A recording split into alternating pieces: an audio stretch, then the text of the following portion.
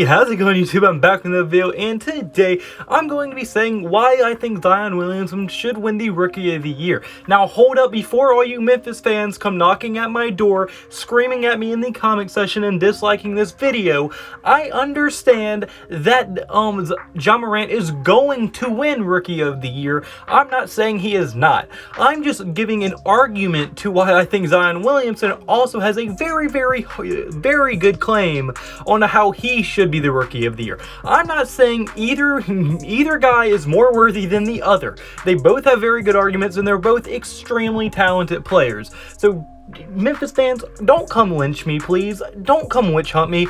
I like Ja Morant. I think he's a great player. I'm just giving an argument why I think Zion Williamson should be also considered for the Rookie of the Year a lot more than he is being considered for already. So yeah, I just wanted to get out of the way before Memphis fans or Ja Morant fans in general try to come dislike the video and yell at me in the comment section. I just wanted to get that out of the way before anybody jumps to any conclusions.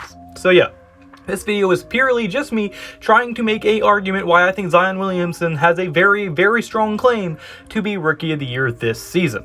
But yeah, if you do like the video at any point, hit the like button and subscribe button. It would mean the world to me. And without further ado, without rambling too much, let's get right into this video. Alright, so the first thing we get into this video is going to be each player's stats. And now the reason I'm going into stats is because pretty much a player's rookie year, if they can put up strong stats, that is very impressive because it's now only their first year playing NBA level talent in their careers. So them being able to put up a very strong stat line is very impressive, and it is a big part when they go into deciding who will win the Rookie of the Year. So that's what I'm getting to, and the first player I'm going to be getting into is going to be Ja Morant's stats. Now, Ja Morant, during the season, has had a very good stat line throughout the entire season, averaging 18 points per game, 3.5 rebounds per game, and 7 assists per game, on 49.1% shooting from the field and 36.7% shooting from the three-point line. Now, although that 36.7% shooting from the three-point line could be improved, it is not terrible for a rookie point guard, and the 49.1% field goal percentage from the field, that is a very good stat and pretty efficient as well, especially coming from a point guard that shoots the volume of shots he does every game. And he is also extremely athletic. He's one of the best ball handlers. He's very flashy, a very good player. And I mean, he has already recorded his first triple-double in just his rookie season and has acquired 11 double-doubles throughout this season so far. And assuming that this season is going to resume, he might even be adding just even more double-doubles and maybe even another triple-double to his name before the season's all done. And also, I mean, he's a huge part for the Grizzlies that have this ginormous turnaround as they have had. I mean, the Grizzlies were projected to be one of the bottom-feeding teams, and yes, they did acquire people like Brandon Clark and other good role players like that, but let's be honest, Ja Morant is one of the biggest helps, and his Grizzlies are now one of the biggest shocks in the NBA to even make the playoffs. I mean, you don't just lose Marc Gasol and Mike Conley, your two best players, and become a playoff team the next year. That is usually never something that happens, and Ja Morant has spearheaded this rebuild of the Grizzlies very fast, way faster than anyone could have predicted. And now Zion Williamson, in his 19 games that he has been in, he has averaged 24 points per game, 2.2 assists per game, and 7 rebounds per game. He is doing this on 46% shooting from the three and 59% shooting from the field. Now, the three-point shooting percentage is extremely inflated. He barely shoots any threes per game, but albeit the ones he shoots, he does make. So, I mean, take what you want from that, but he hasn't shot enough to really know how good of a three-point shooter he is.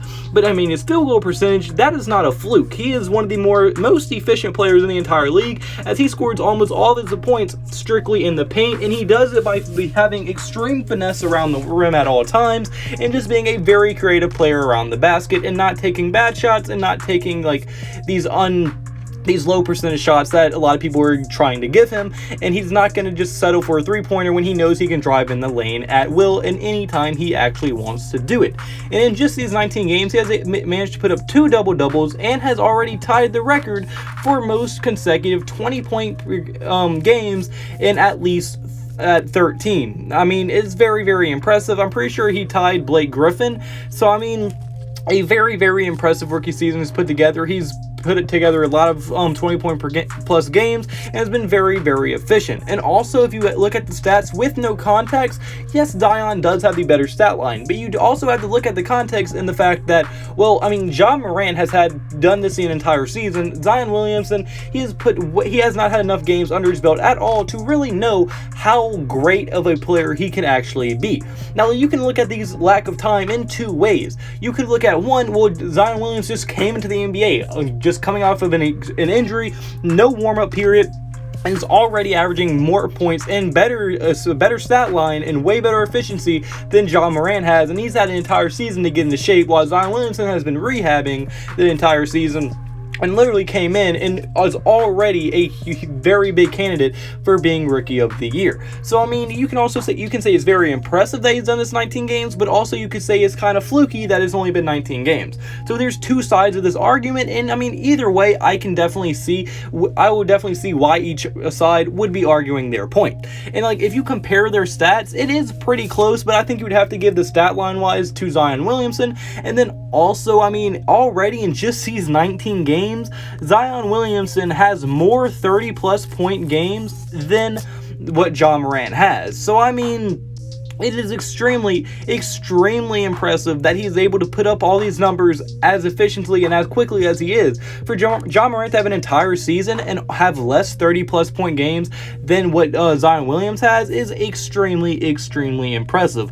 But on the other hand, Morant had a good stat line the entire season, and he has shown that he's able to keep this up and stay healthy for an entire season, which Zion Williams has not showed. So, I mean, like I said, two completely different sides of the argument, but both of them could be correct. If, like, both of them, you can definitely see how they're arguing it, and I don't think either side is wrong. So really, stat-wise, you can't tell which player's better because, I mean, there's just so much, like, uncertain things that are still up in the air. Like, can Zion Williams play a whole season? Can he keep the statistical success up for an entire season? And I mean, also, like, how great is he actually going to be? And I mean, we really just don't know. There's way too much up in the air to just look at stats to determine who should be Rookie of the Year.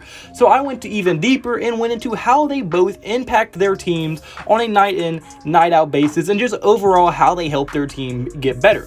Now, before Zion joined the Pelicans, I mean, they were 19-27, and after Zion's 19 games being with the team, they are now 28-36. And now y'all might be like, well, that's not that impressive. That's literally a one-game improvement if you, like, do the math or whatever. It's a one-game improvement. Well, I mean, although that doesn't sound like a huge improvement, they have a winning record since he's returned, which you cannot say at any time, really, before Zion Williamson returned. And if you look at who they lost to, it's not that like they're losing to bad teams. They're losing to the best of the best. As I mean, 3 of their losses are to the Lakers and the Clippers. Both teams are projected to be in the Western Conference Finals, and it's about half and half on one of those two teams winning the entire NBA Finals. So that is where 3 of their losses came since Zion Williamson came back. Another one is to the Milwaukee Bucks, who is by far the favorite to come out of the East and are about to have a back-to-back MVP on their team. So it is very, very acceptable to see how they lost to the Milwaukee Bucks. So now that you take into account that 4 of their losses were to the top 3 teams in the NBA, those are pretty much excused for this young of a team. And I mean, what their best player has played at this point, not even 19 games when they played them. So I mean, you cannot really discredit the Pelicans for losing those 4 games. Those are 3 extremely talented teams, the best 3 teams in the NBA. And then when you also take in the fact that some of their losses were to teams like the Houston Rockets, the Denver Nuggets, and the Dallas Mavericks, all 4 of which being playoff teams, is extremely, extremely impressive that those are the only teams that they have lost to, really. They've had one bad loss, and that was the Minnesota Timberwolves, who they then went on to beat pretty handily just a few games later. So, I mean, they're handling their business against the teams that they should beat. They're beating the teams that, like, might be on the same level, as I don't think they've lost to Memphis yet. I'm pretty sure they beat Memphis every single time they played them, and albeit one of those times was only with Zion. So, I mean, they're already showing that they're on the same level as Memphis, if not just a little bit better than them. Now, Ja Morant, on the other hand, has been a huge piece of this Memphis team, who is projected to be a top lottery pick this year, and he has put them all the way into the 8th seed of the NBA playoffs, which is extremely impressive. The team lost 2 of their best players on their entire team for years now, plugged in Ja Morant and a few other pieces, and boom, the team is now the 8th seed in the NBA playoffs. Now, I'm not saying I was extremely low on the team, because I love the 2 picks, Brandon Clark, Ja Morant. I love them too. The roster is solid, and then you add Jaren Jackson Jr. to that, you now have pretty much a big 3, and you're a very solid team around them. So I really wasn't that low on them, but a lot of people were so low on them that they were supposed to be like a top pick in this year's lottery coming up, because they were supposed to be at the bottom of the standings. So really, both players have had a huge impact on this team, but I think it is very safe to say Ja Morant so far has shown that he has more of an impact, only because, 1, he's had a way bigger sample size to show it, and 2, because we've actually seen it. Like, we've seen that they went from projected bottom to playoff team. We have not seen that with the Pelicans. The Pelicans were also supposed to be actually projected as a playoff team, but then Zion went out, and then all those projections went out the window. So the Pelicans are really up in the air to what they're even really going to be. But if Zion Williams is able to knock off the Grizzlies and move the Pelicans to that 8th spot, I think that Rookie of the Year race is going to be much tighter than it already is. So yeah, but unfortunately, guys, that's going to be for this video. So comment below, do you agree with me? Do you think Zion should win the Rookie of the Year? Do you think Ja Morant? I think either side, I think they would be correct, but I want to hear your thoughts in the comment section below. And like I said earlier, if you do like the video at any point, hit the like button and subscribe button. It would mean the world to me. See you in the next video. Goodbye. Boo. Blah, blah, blah.